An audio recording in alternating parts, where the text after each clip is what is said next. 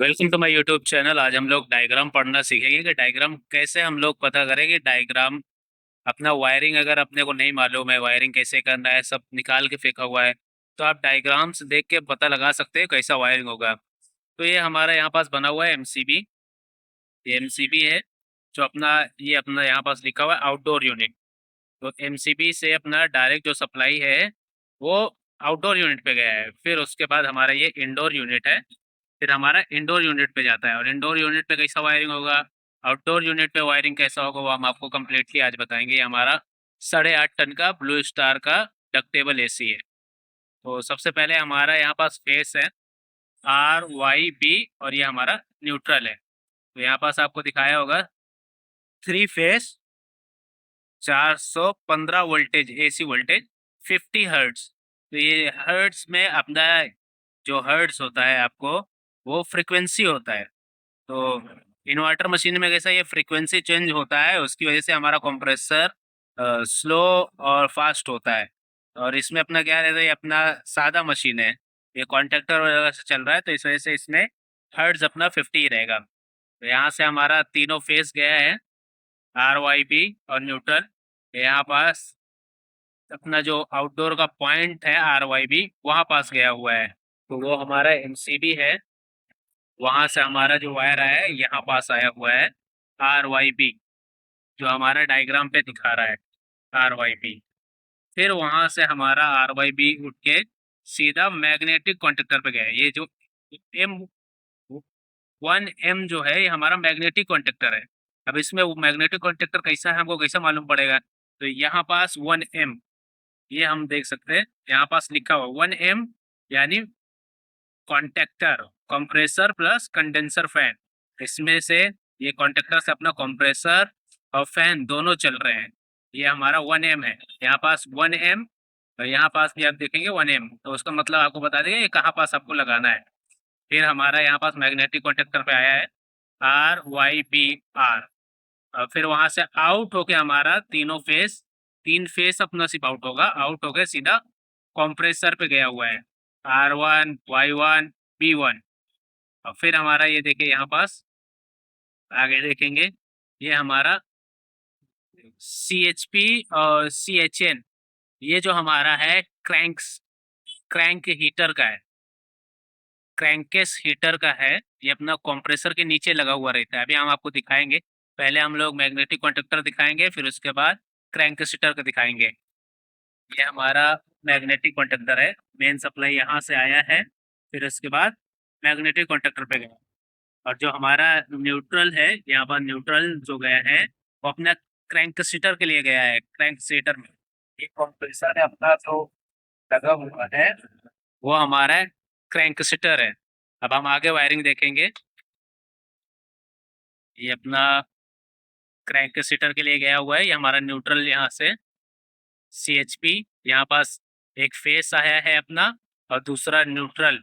यहाँ से न्यूट्रल अपना इसके क्रैंक सीटर के लिए एक फेस और न्यूट्रल क्रैंक सीटर के लिए गया हुआ है।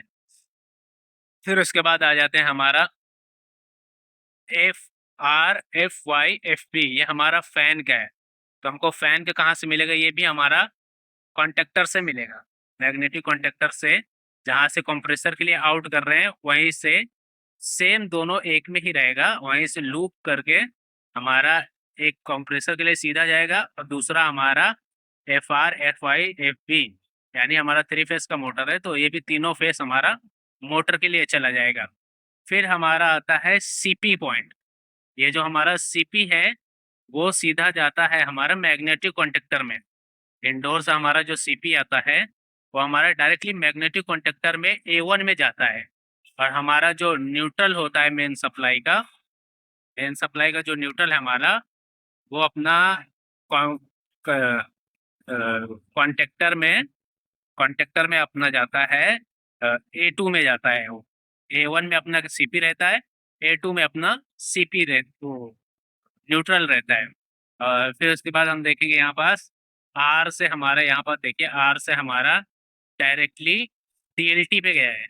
ये हमारा DLT क्या होता है, DLT का मतलब होता है डिस्चार्ज लाइन टेम्परेचर।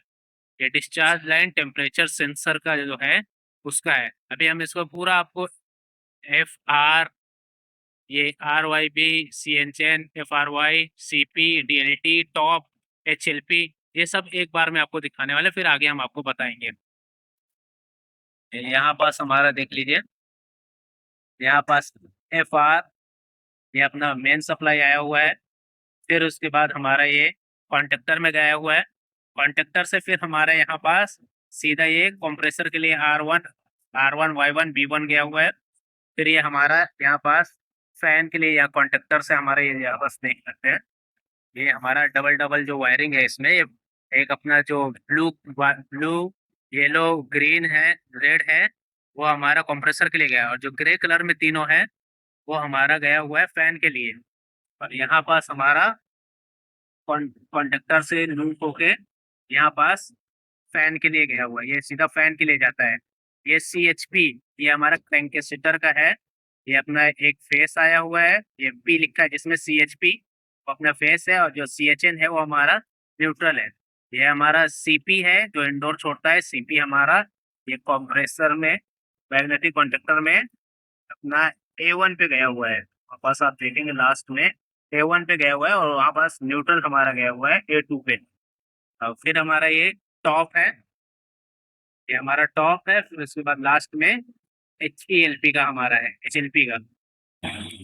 ये हमारा R1 से सीधा लूपिंग करके, ये सीपी है अपना, सीपी जो A1 में जाता है, A1 में जाता है, और न्यूट्रल हमारा A2 पे जाएगा। और फिर उसके बाद DLT से हमारा फेस R1 DLT पे आएगा।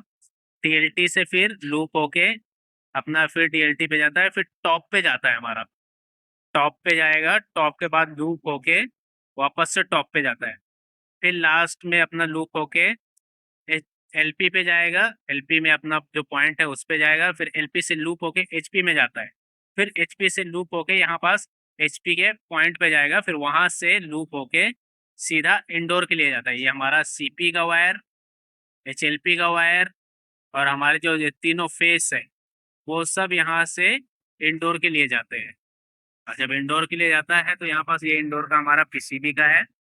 सबसे पहले अपना फ्यूज रहता है, फिर अर्थिंग आपको देना है, फिर आपका जो फेस फेस आया है, तीनों फेस लगाना है। ये एनसी है तो यहाँ पास आपको खाली रखना है।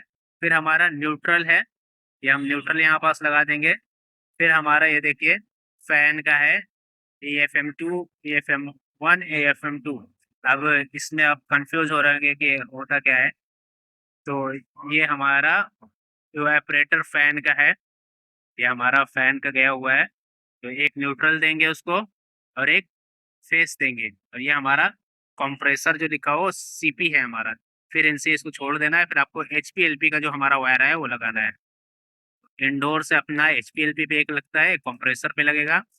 और फिर उसके बाद अपना ये तीन जो है फेस और ये एक न्यूट्रल, ये अपने टोटल 6 वायर डायरेक्टली इंडोर से आउटडोर पे जाते हैं। और फिर आउटडोर अपना स्टार्ट होता है, चालू होता है।